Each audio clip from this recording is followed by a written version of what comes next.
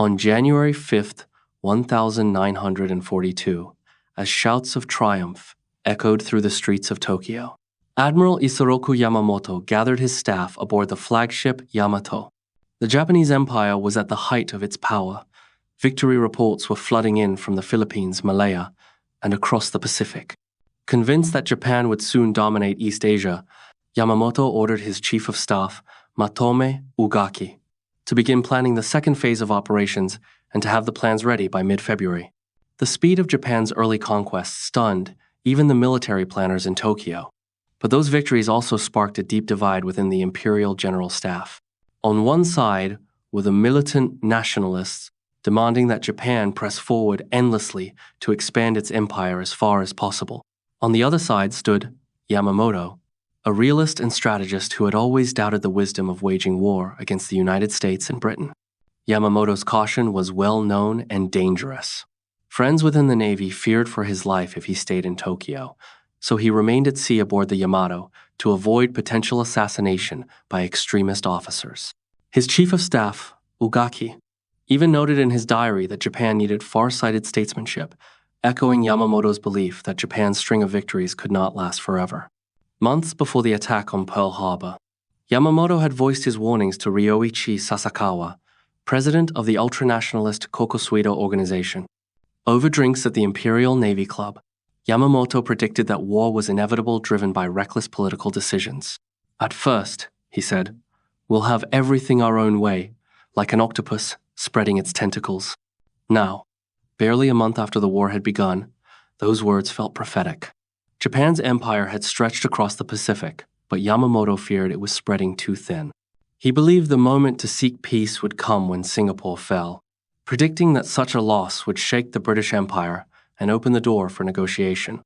Yamamoto was not just a naval commander, he was a man who understood his enemies. Having served in Washington as Japan's naval attaché and represented Japan at the London Naval Conferences of 1930 and 1934, he knew the Americans and the British intimately. And that knowledge filled him with dread because he understood exactly what kind of industrial and military power Japan had just provoked. Once the war began, Japan's political leaders believed that a major victory must be achieved quickly. But even in triumph, Admiral Isoroku Yamamoto warned that Japan would have only about a year and a half to enjoy its glory before the tides of war turned. We must secure peace within that time, he told his trusted friend Sasakawa, urging him to spread the word among the right-wing political elite. By early January, the situation looked promising for Japan. The American battleship fleet had been crippled at Pearl Harbor on December 7. The British battleships Repulse and Prince of Wales had been sunk off the coast of Malaya. The Philippines, including Manila and the Cavite Naval Base, had fallen. Hong Kong had surrendered, and Japanese troops were advancing rapidly toward new landings in the Dutch East Indies, Rabaul, New Ireland, Amboyna, and the Solomon Islands. Yet the attack on Pearl Harbor hadn't achieved everything Yamamoto had hoped for. The American aircraft carriers, which were not in port that day, had escaped destruction, and they remained a constant threat. To secure Japan's dominance, Yamamoto believed another spectacular victory was necessary. Although the fall of Singapore came much sooner than expected by February 15, instead of mid-year, it still wasn't enough. He needed a victory so decisive that it would force the Allies to consider peace negotiations. But where to strike next? Yamamoto's first idea was an attack on the Soviet Union, but the army quickly rejected it. They were already deeply engaged in China and Southeast Asia. 3 alternative plans emerged. Yamamoto's favorite was a bold move into the Indian Ocean to invade Ceylon, Sri Lanka, draw out the British Far Eastern Fleet, destroy it, and then push toward the Middle East to link up with German forces advancing toward the Caucasus oil fields. This would secure the vital oil Japan desperately needed. However, the army dismissed this idea too. That left 2 options. The Naval General Staff in Tokyo proposed an invasion of Australia, which would cripple the Americans by removing a key forward base. Their plan included seizing New Guinea, New Caledonia, Fiji, and Samoa, eventually isolating Australia and New Zealand. But Yamamoto wasn't convinced. He believed such an operation would take too long and still wouldn't deliver the dramatic impact Japan needed to force the U.S. into peace talks. He also knew that Pearl Harbor had awakened a fierce spirit of vengeance among the Americans, a nation the Japanese had underestimated as soft and unwilling to fight to the end. Even the capture of Singapore, he realized, would not stop the United States. What Japan needed was a stunning, unforgettable victory, one that would allow Tokyo to offer peace from a position of strength. So in January, Yamamoto ordered his staff to draft a new plan. 2 months later, his officers arrived in Tokyo, carrying the outline of what would become one of the most ambitious and fateful operations in modern naval history.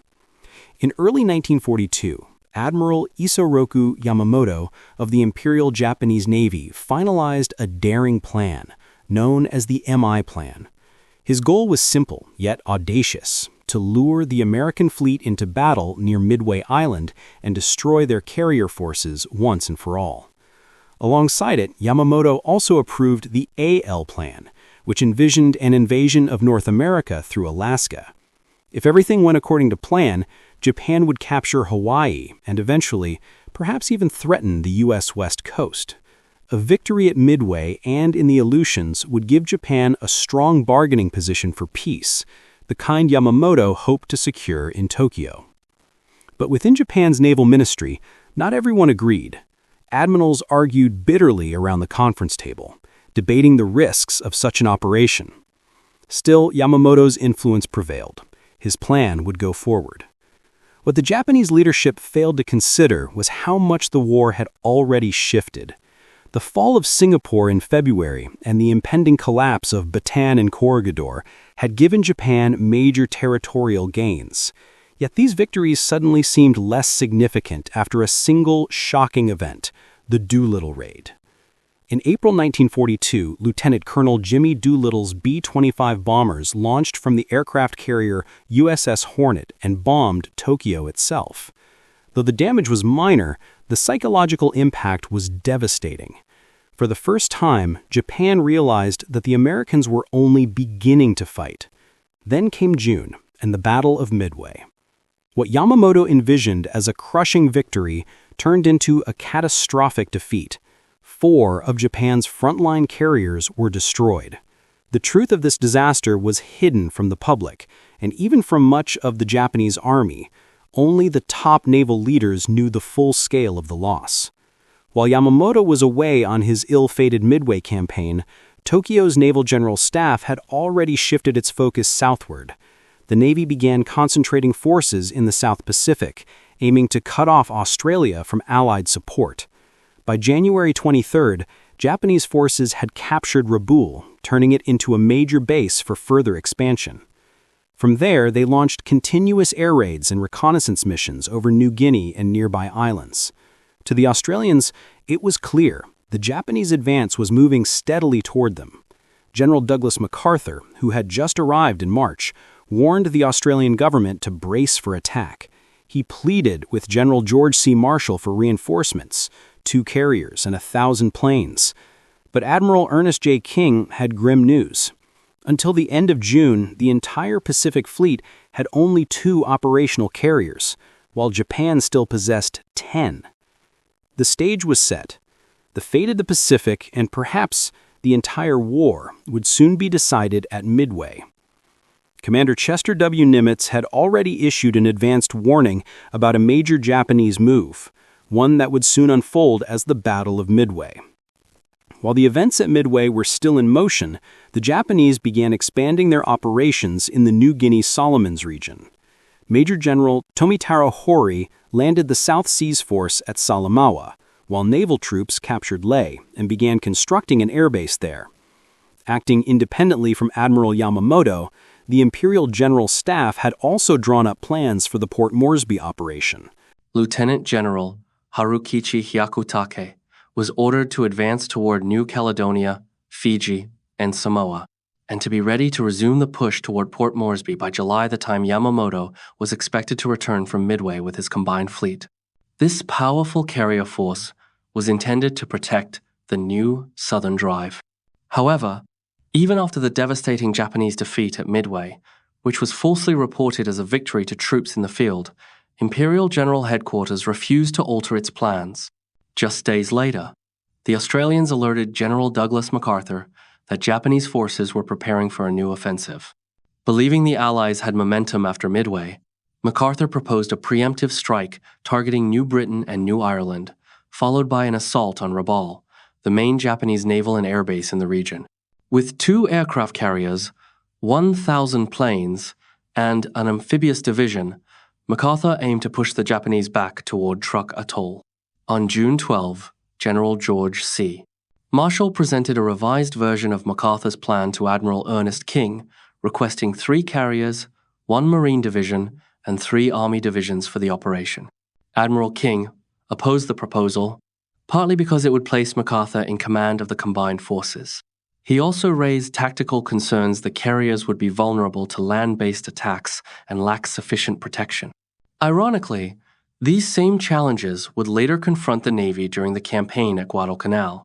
Instead, King devised his own strategy, a Navy-led advance from the New Hebrides, with forces under naval command. MacArthur strongly objected to having his army units operate under Navy control, but no one could deny the urgency. The Japanese had to be stopped before they took New Guinea and gained a launch point to attack Australia. The Joint Chiefs of Staff, JCS, now faced a key question: who would command the operation. They assigned Phase 1 of the campaign, the capture of the Santa Cruz Islands, Tulagi, and nearby positions, to Admiral King. At that time, Guadalcanal was seen as just a small, insignificant point on the map. It didn't even merit a specific mention in the JCS plan. But soon, that tiny island would become the stage for one of the most pivotal and brutal campaigns of the entire Pacific War. After Phase 1, the next step was to push forward and eliminate Japanese forces across the remaining Solomon Islands, Rabaul, and New Guinea. Admiral Ernest King was granted full control, largely because the Joint Chiefs of Staff recognized that his strategic plan already included a defensive line across the Pacific, designed to safeguard Australia, and it required fewer resources than General MacArthur's massive troop movements. By this time, thousands of soldiers were training in New Caledonia. Under King's direction, General Arnold deployed several U.S. Army Air Force squadrons to support the region. King also reinforced Samoa and Afate in the New Hebrides and planned to establish a new base in Tonga. Admiral Wilson Brown, whose indecision during the Wake Island crisis had previously frustrated King, was reassigned to the newly formed Amphibious Training Command in San Diego. There, alongside Marine Major General Holland Smith, he was instructed to develop new strategies and techniques for amphibious and island-based warfare. Rear Admiral Richmond Kelly Turner, King's Chief Plans Officer, proposed a detailed operational roadmap. The first phase was to hold the defensive line in the South Pacific while preparing amphibious forces. The second phase called for a joint offensive by the United States, Australia, and New Zealand through the Solomon Islands toward the Bismarck Archipelago and the Admiralty Islands. The third stage focused on capturing the Caroline and Marshall Islands. The final phase would see the Allies advancing toward either the Dutch East Indies or the Philippines. Admiral King fully endorsed this strategy. He then arranged for Vice Admiral Robert L. Gormley, serving at the time as a naval observer in London, to assume command of the South Pacific forces. Turner was reassigned from planning duties to prepare for leadership of the coming amphibious operations. All these decisions were made even before the Japanese assault on Port Moresby and Tulagi.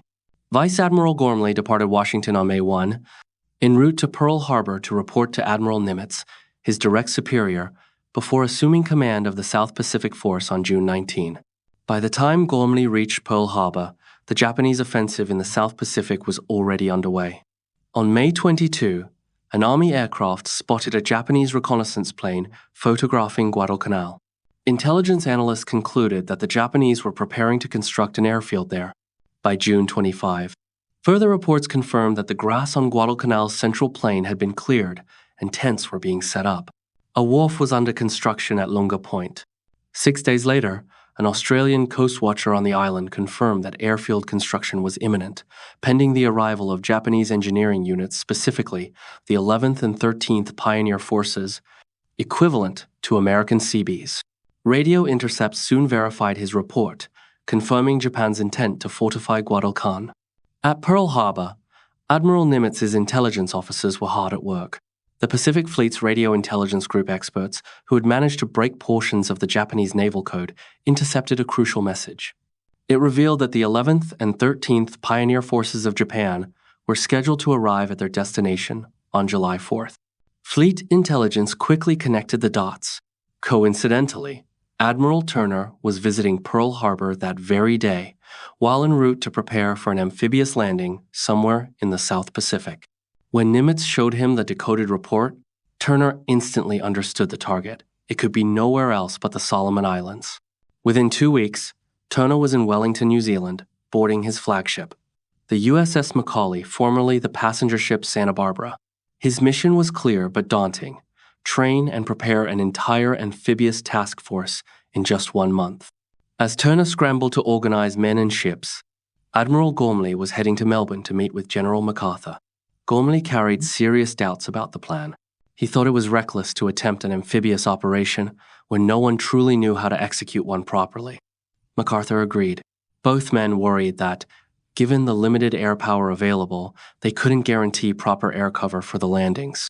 Their meeting on July 18th ended with a joint recommendation sent to Washington asking that the invasion be delayed, but Admiral King refused.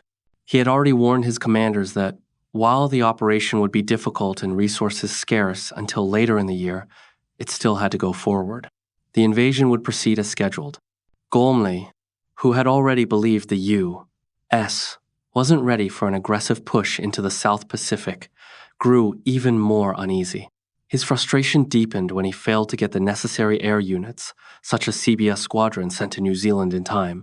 From the very beginning, the Guadalcanal invasion plan was marked by intelligence gaps and uncertainty. Every command involved knew that a major operation was coming, especially after July 10th, when Admiral Nimitz formally issued operations orders to Gormley. The Japanese, meanwhile, held a significant advantage their main airbase at Rabaul, from which planes could easily refuel at Guadalcanal before striking again. The stage was set for one of the most pivotal and challenging campaigns of the Pacific War. If Japan could bomb Australia, there was no doubt they could deliver a devastating blow to the Allied forces gathering in the Pacific. But on July 10, the Allied Intelligence Service sent a report to Admiral King that only made a passing mention of airfield construction at Guadalcanal. A few days later, another report incorrectly placed the airfield on the wrong side of the island. By the end of July, the Japanese had completed the airfield a major threat to the Allies.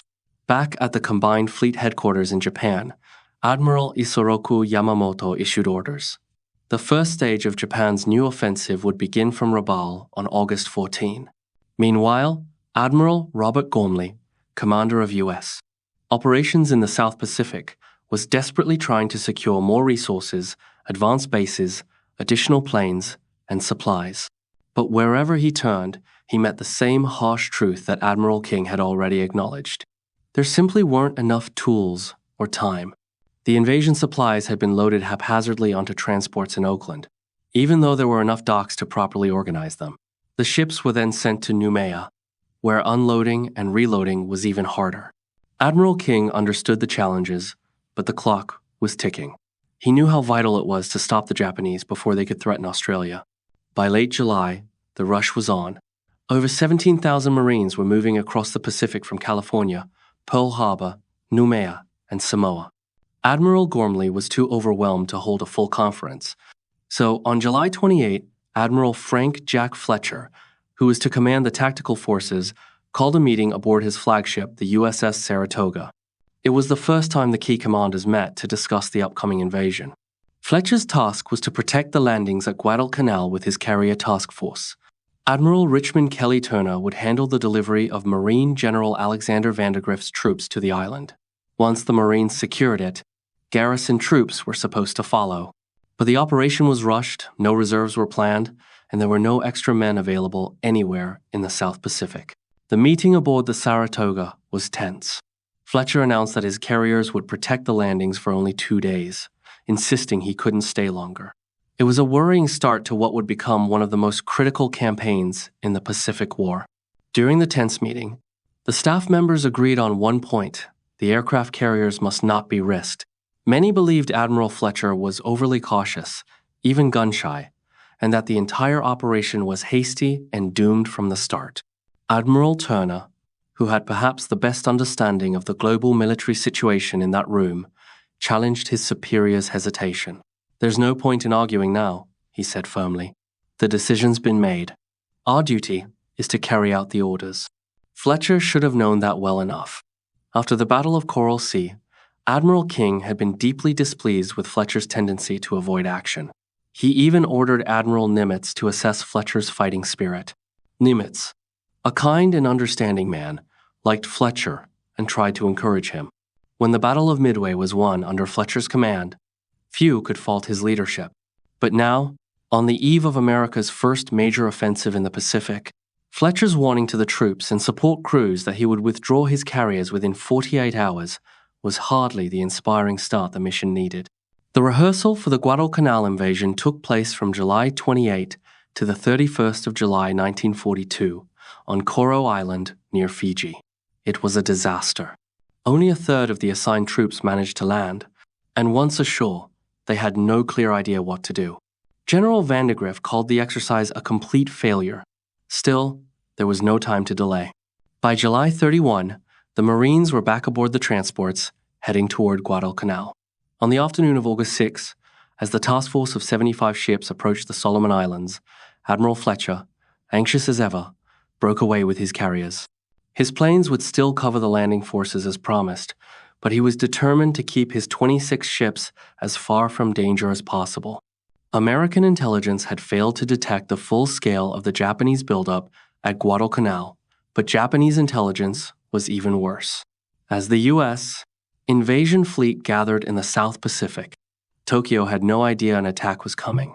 By mid-1942, Japan's focus was fixed elsewhere on capturing New Guinea to use as a base for attacks on Australia and New Zealand. Major General Tomotaro Hori's South Seas Force had landed about 2,000 troops near Buna. After taking the area, the Japanese began constructing airfields to support their planned assault on Port Moresby. Throughout July, Japanese air power was concentrated on Port Moresby. Bombers and fighters attacked almost daily, and after the landings, their air forces were further stretched supporting the new beachheads. In early August, their attention remained locked on that offensive, unaware that a massive American fleet was already steaming toward Guadalcanal. Meanwhile, far to the north, Admiral Yamamoto's flagship, the Yamato, lay anchored at Hashirojima in Japanese waters, a quiet moment before the coming storm that would forever change the balance of power in the Pacific. In late July 1942, Japanese forces were busy preparing for new air operations over Australia. Their focus was far from the Solomon Islands, and no one in the Imperial High Command suspected what was coming next. On August 3rd, Japan's naval air groups stationed at Lae were ordered back to Rabaul, unaware that they were about to face a massive Allied operation. The following week would mark the beginning of the Guadalcanal campaign. During the first days of August, the skies over the South Pacific were heavy with clouds. Only a few Japanese reconnaissance planes ventured out, and none spotted the powerful American armada silently closing in on Guadalcanal. Then, without warning, Japanese pilots flying out of Rabaul suddenly encountered American carrier aircraft near Bougainville. Confused, they had been told that all U.S. carriers were destroyed at Midway. Believing the planes belonged to Australian forces, they had no idea that this was the opening move in a new Allied invasion. After 8 months of unstoppable victories, Japan's military believed an Allied seaborne invasion was impossible. Even commanders like General MacArthur and Admiral Gawley had doubted such an operation could succeed. That overconfidence would soon cost them dearly. As the American Expeditionary Force steamed toward Guadalcanal, it did so under total surprise. On August 4th and 5th, 75 ships pushed forward under an overcast sky. By August 6th, heavy rain squalls concealed their approach. Then, at dawn on August 7th, the skies cleared, and with it, the fate of the Pacific would begin to shift. At 5:30 a.m., the fleet went to general quarters. Half an hour later, carrier decks roared to life as aircraft from the USS Wasp, Saratoga, and Enterprise took off for their first strikes on Guadalcanal, Tulagi, Gavutu, and Tanambago. The Japanese had a small seaplane base on Gavutu and Tanambago, but their planes had been grounded the day before due to bad weather. They were caught completely off guard.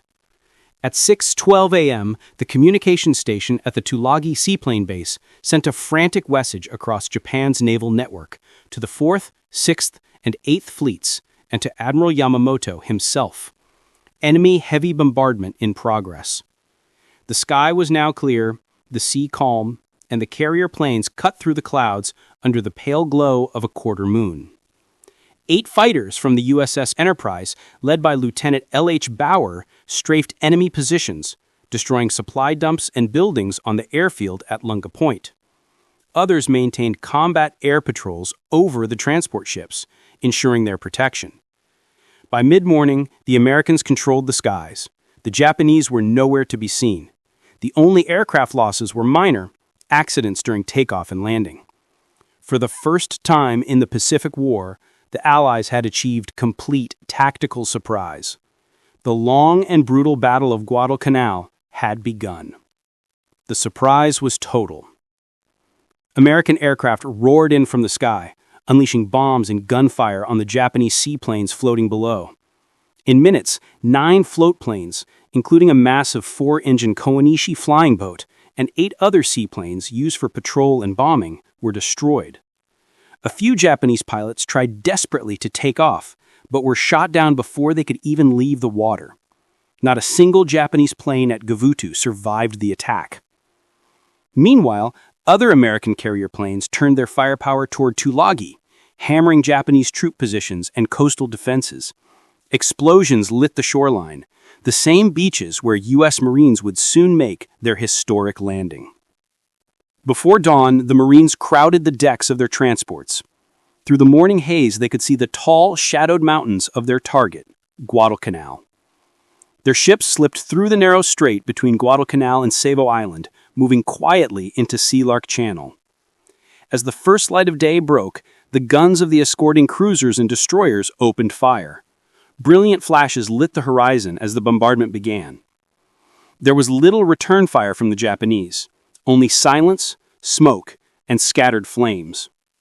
An oil dump ignited, sending massive plumes of fire and smoke high into the sky. By 8 a.m., after 2 relentless hours of naval shelling and aerial bombing, the order came, land the troops. Landing craft churned through the surf toward the north shore, east of Lunga Point. The Marines were tense. Few had any real combat experience, and this was America's first amphibious invasion since the Spanish-American War. At 9 a.m., they hit the beaches of Guadalcanal. To their astonishment, there was no resistance. The Japanese defenders had fled into the jungle-covered hills. The Marines advanced cautiously, finding half-destroyed wooden barracks, torn tents, and breakfast tables left exactly as they had been when the alarm sounded. Bowls of rice, plates of meat and fruit, and chopsticks hastily dropped mid-meal. The speed of their retreat was obvious. The earlier naval shelling had ripped through the camp before the enemy could organize. But any Marine who thought the fight was over was in for a shock. While Guadalcanal seemed almost deserted, the nearby island of Tulagi was a different story. There, Lieutenant Colonel Merritt Edson's 1st Marine Raider Battalion and the 5th Battalion of the 2nd Marines faced fierce resistance from around 250 Japanese troops. Battle-hardened men of the Yokohama Air Base Detachment, commanded by Captain Haseki Miyazaki. These were not construction workers or untrained soldiers. They were experienced, disciplined fighters. Edson's Raiders, however, were equally formidable. Hand-picked volunteers, known for their elite training and brutal endurance, they had been modeled after the British commandos. The Raider idea came from Lieutenant Colonel Evans Carlson, who had previously served with the Chinese Communist 8th Route Army during its battles against Japan in northern China. By the time they reached Guadalcanal, Edson's Raiders had already earned a reputation as the toughest American fighting unit in the Pacific. And soon, they would prove exactly why. They would need every bit of training they had, and learn new lessons in the process. This invasion marked the first real contact between highly trained American troops and battle-hardened Japanese veterans since the war had begun the previous December. The Japanese army carried a reputation that struck fear across the Pacific. Their lightning victories through the Philippines, Malaya, and the East Indies had stunned the world. For months, Tokyo boasted of its unstoppable conquests, and many began to believe that the Japanese were truly invincible, a belief the Imperial High Command was all too happy to reinforce. But Tulagi would soon test that illusion. At 8:15 a.m., Colonel Edson's Marines landed on the northwestern shore of the island. At first, it seemed no worse than Guadalcanal. They met only light resistance from scattered outposts hidden in the dense jungle, a tangle of small trees, twisting vines, and thorny bougainvillea. For a time, the terrain itself seemed to be the greatest enemy. Edson lost only one man to a sniper as the Marines hit the beach. His plan was clear: move inland toward a long ridge running the length of the island, then sweep south along its crest, clearing Japanese positions as they advanced. But progress was agonizingly slow. The thick jungle forced them to hack through for nearly 3 hours just to cover 1.5 miles of rising ground. When they finally reached the ridge, the men emerged from the jungle only to walk straight into the heart of the Japanese defenses. The enemy had fortified the hillside with dugouts, rock shelters, and machine gun nests designed for interlocking fields of fire. The Japanese held the high ground, determined to pin the Marines below, but the Americans adapted quickly. Crawling up the cliffs, they began tossing dynamite and grenades into enemy dugouts, clearing one position at a time. In one fierce engagement, Marines killed 17 Japanese soldiers in a single bunker with dynamite charges. When one Marine spotted a radio inside a clear position, he went in to retrieve it, but 2 hidden Japanese soldiers shot him and another man who followed, before they were finally killed. By the afternoon, the fighting intensified. Edson's center and left flank pushed further down the ridge, each yard of ground bought with blood and sweat. One company suffered 15% casualties that first day, a brutal introduction to the war that lay ahead. The Marines faced fierce frontal resistance, but against the Japanese, that was only half the battle. Snipers seemed to be everywhere, hidden high in trees, perched atop buildings, and concealed behind rocks. A particularly deadly tactic of these snipers was to allow the lead elements of a Marine unit to pass, then open fire from behind. It was a suicidal move that almost always ended in the sniper's death, but not before he had inflicted several casualties. That day, the first raiders learned a hard lesson. The small, .25 caliber Japanese rifles and machine gun rounds were often designed to wound rather than kill. From the Japanese perspective, this was effective because a wounded soldier required more manpower and resources to be cared for. By afternoon, the raiders pushed forward along the ridge until they reached a 3-sided ravine, its floor once used as an old British cricket field. The Japanese had dug deep into the ravine walls, creating deadly fields of fire, a defensive tactic that would become infamous in later campaigns. As the Marines advanced, they were caught in a devastating crossfire. With nightfall approaching, Colonel Edson made the call to halt. This was no time to probe into the unknown darkness. That night, the Marines on Tulagi experienced something entirely new. Knowing they were outnumbered and doomed, the Japanese launched one of the fanatical counterattacks that would soon define their reputation. At around 10:30 p.m., after the Marine lines had gone quiet, the Japanese broke through between 2 companies, encircling one completely. The fighting that followed was brutal. Men battled from their foxholes and in the open, using rifles, machine guns, grenades, and even knives. The Japanese assault surged along the ridge, pushing dangerously close within 50 yards of Colonel Edson's command post. But the Marines held their ground. After fierce hand-to-hand combat, they finally repelled the attackers, though one company lost half its non-commissioned officers in the process. By the next day, August 8th, reinforcements arrived. More troops were landed on Tulagi, bringing the total to 7,500 men on that side of the Seer Channel. Under Edson's leadership, the Marines dug in, knowing this was only the beginning of a long and grueling campaign. The raiders and men of the 5th Battalion of the 2nd Marines began their push toward the southeastern end of the island. One by one, they moved through the terrain, attacking the dug-in Japanese machine gun positions hidden along the steep slopes of what was once an old cricket field. In one cave, they found a gruesome sight: 35 dead Japanese soldiers, some long decomposed, others freshly fallen in the final moments of their defense. From this, the Marines realized something chilling. The Japanese strategy was to fight to the last man, retreating only when explicitly ordered. Their discipline was absolute. Those who had surrendered earlier on Guadalcanal, the Marines later learned, were not combat soldiers at all, but labor troops. Here, they faced warriors, driven by a fierce code of honor. That second day, the Marines witnessed the spirit firsthand. In one dugout, they trapped 3 Japanese officers, armed with only a single pistol between them. Just as the Marines prepared to advance, they heard 3 quick shots. When they entered, they found all 3 officers dead. The last bullet fired by one who had taken his comrades' lives, and then his own. At first, this suicidal resolve stunned the Americans. It was hard for them to understand how soldiers, cornered and hopeless, would rather die than surrender. But the lesson came quickly. Some Japanese pretended to surrender, only to pull hidden pistols, bayonets, or grenades, killing themselves and anyone nearby. After that, the Marines learned. Mercy was a luxury they couldn't afford. From that point forward, there were no more calls to surrender, only combat to the end. Tulagi was declared under control by the second day, though scattered Japanese snipers still harassed the Americans for days afterward. One Marine's experience captured the ferocity of this fight. Gunnery Sergeant Angus Goss. Advancing ahead of his men, he attacked a cave near the cricket field where Japanese gunfire had been erupting. Goss hurled grenades into the darkness, counting to 6, but the grenades came flying back. Twice. Frustrated, he called for a satchel charge, a dynamite bag used to destroy structures. He lit the fuse, tossed it in, and ran for cover. But once again, the Japanese threw it back. The explosion drove a rock fragment into his leg.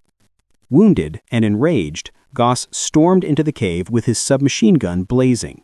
He killed 4 Japanese soldiers and found 8 others already dead. If Tulagi was brutal, the nearby islands of Guadalcanal and Tenambogo were worse.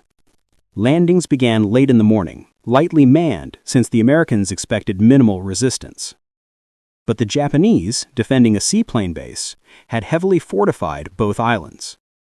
The first wave of Marines met scattered rifle fire. The second wave faced organized resistance from 500 yards inland. By the time the third wave arrived, the beaches were engulfed in machine gun fire, and casualties mounted quickly. Though the hills of Guadalcanal and Tenambogo stood less than 150 feet high, they became scenes of ferocious, close-quarters combat. Every cave, every ridge, every bunker had to be taken by force. It was a fight not just for ground, but for survival, and a lesson in the unyielding determination of both sides of the Pacific War. The landings began at first light. The Marines knew this wasn't going to be easy. The Japanese had built their defenses high along the slopes, well armed with machine guns, automatic rifles, and endless ammunition. Just like on Tulagi, every Japanese position had to be taken one by one. They never surrendered. They fought to the very last man. The fighting on Tenambogo was brutal beyond belief. In the early assault waves, the Marines landed tanks to push forward, but the Japanese countered ferociously. They rushed toward the docks, jamming crowbars under the tank treads, hurling grenades, and trying to set them ablaze with gasoline-soaked rags. One tank commander opened his hatch and used the machine gun to mow down 23 Japanese soldiers, before one managed to climb onto the tank and stab him to death with a bayonet. Moments later, another attacker threw burning rags inside, and the tank went up in flames. By mid-afternoon of the first day, it was clear the Marines needed reinforcements.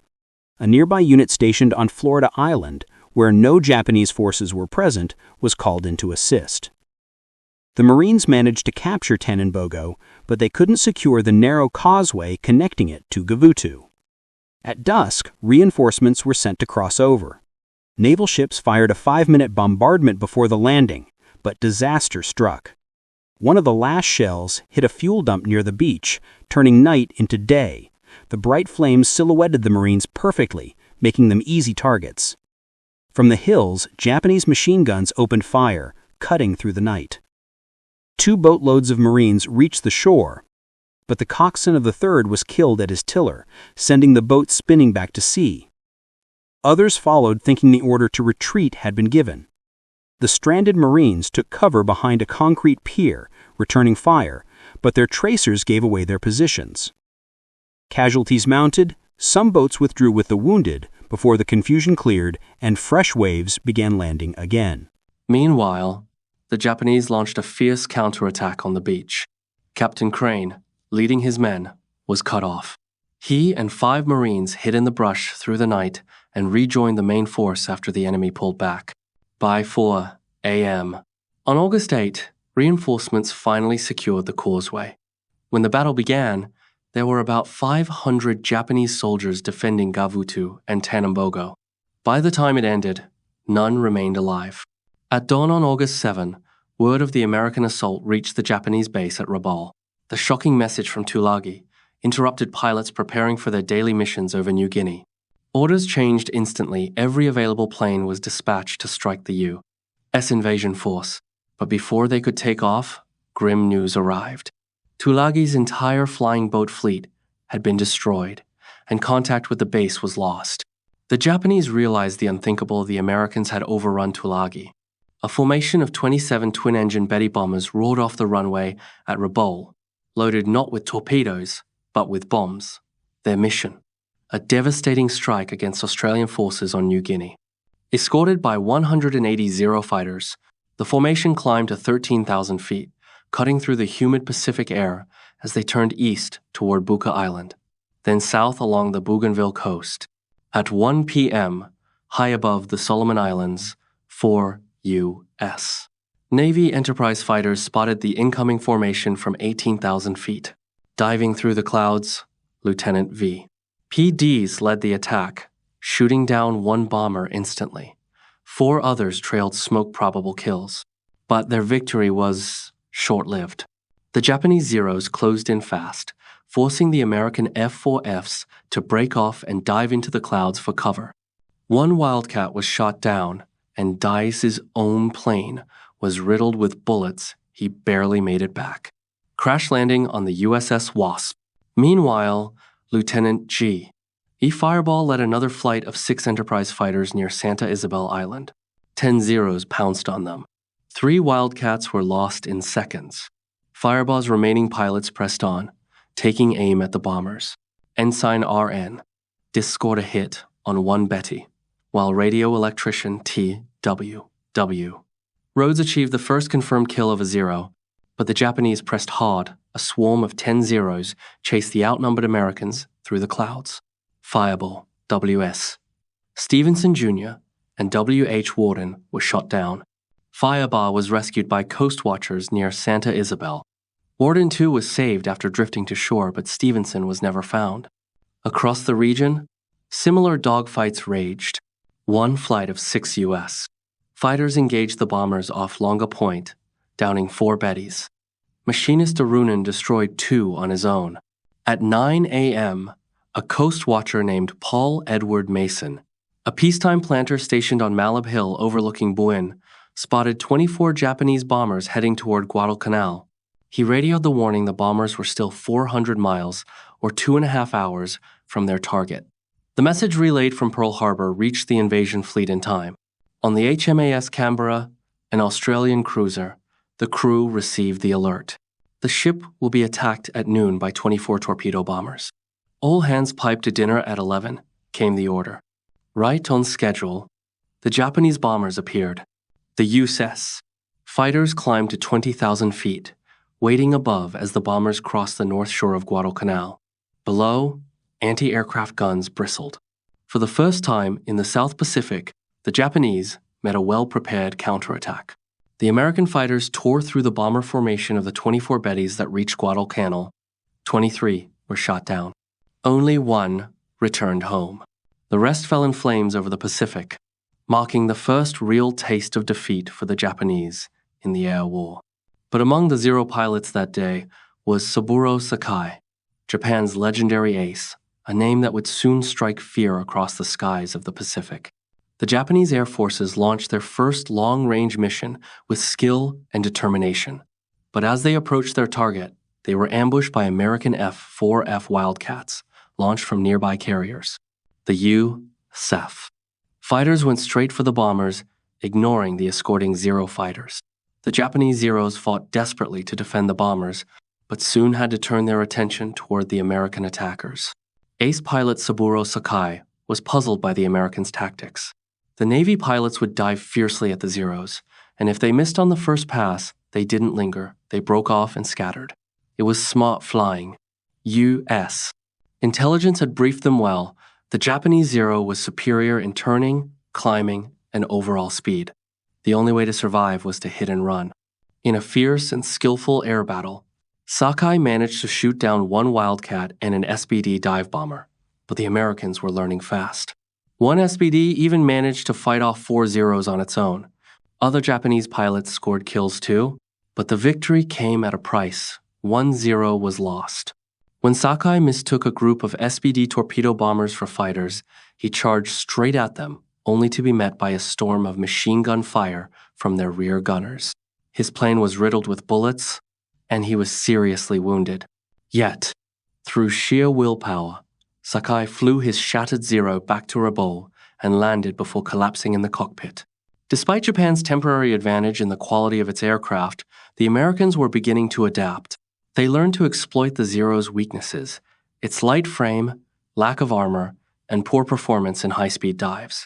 The battle for air superiority was clearly just beginning. At this stage, the Americans had an edge in proximity. Their carriers were close to shore, while the Japanese held the advantage in numbers, operating from the massive Rabaul base. However, the long 1,100-mile round trip made every mission grueling for Japanese pilots. Commander Nakajima, leader of the fighter squadron, initially resisted orders to send every available Zero into combat. He deployed only his most experienced flyers, knowing that fatigue and distance were already deadly enemies. But as the fighting intensified, more pilots were sent, and the losses mounted. By nightfall on the first day, the American invasion appeared secure. Over 11,000 Marines were ashore, pushing inland toward the airfield with little resistance. Prisoners revealed that only about 600 Japanese combat troops and 1,400 laborers remained on the island, many of whom had already fled. Admiral Turner's forces crowded the beaches with ammunition, food, and supplies. General Vandergrift noticed the chaos but pressed on, knowing that the carriers wouldn't stay nearby for long. At 8:40 a.m. on August 8, Coast Watcher Jack Reed spotted 45 Japanese dive bombers heading toward the Allied fleet. 30 minutes later, the alarm reached Pearl Harbor. American carrier planes scrambled and intercepted many of the enemy bombers, shooting several down, but not all. That day, the U.S. ships did not escape unscathed. A blazing Japanese bomber, mortally hit, dove straight into an American vessel in a fiery crash. The skies over the Pacific were now a deadly proving ground. Both sides had tasted blood, and neither was backing down. The deck of the transport George F. Elliott was set ablaze after being hit by a dive bomber. Another aircraft launched a torpedo that slammed into the destroyer USS Jarvis, putting it out of action. That morning, the planes from the USS Enterprise and other American carriers took off for their missions. Finding the skies clear, they strafed and bombed Japanese troop positions along the Tenaru River, then pounded the airfield once again. Around 10 a.m., 3 fighters from the Enterprise spotted a formation of Japanese torpedo bombers flying low over the water, heading straight for the American transports. The U.S. pilots immediately engaged. Machinist Runin shot down 1 bomber and 1 fighter. Ensign V. H. Rouse took down 2 twin-engine torpedo bombers. Ensign J. D. Shoemaker destroyed another enemy aircraft. That marked the end of the day's air activity. By nightfall, Fighting Squadron 6 from the Enterprise counted its losses 6 pilots shot down by the nimble Japanese Zeros. Although the Mitsubishi Zero still held an edge in maneuverability, range, and pilot experience. The Americans were quickly adapting. Enterprise Air Group's commander noted two major weaknesses in the Zero: limited firepower and a fragile airframe. F-4F Wildcat pilots were instructed to stay close in pairs. When attacked, each two-plane team would execute a defensive scissors pattern, constantly turning toward each other to bring their combined firepower to bear while covering each other's tails. They knew their Wildcats could withstand far more punishment than the lighter Zeros. On the ground, fierce fighting raged across Tulagi, Gavutu, and Tanambogo. On Tulagi, the Marines suffered 90 casualties but captured the island by the end of the second day. Out of 250 Japanese defenders, 200 were killed, 3 surrendered, and the rest swam across the channel to Florida Island to continue fighting. On Gavutu and Tanambogo, the Marines faced equally savage resistance, losing 250 men. The entire 500-man Japanese garrison was wiped out to the last soldier. The brutality of these clashes stood in stark contrast to the relative ease of the American advance on Guadalcanal. On the morning of August 8th, the Marines reached the edge of the airfield they would soon name Henderson Field in honor of a pilot killed at Midway. Their early success bred overconfidence. "I wish those Japanese would come out and fight."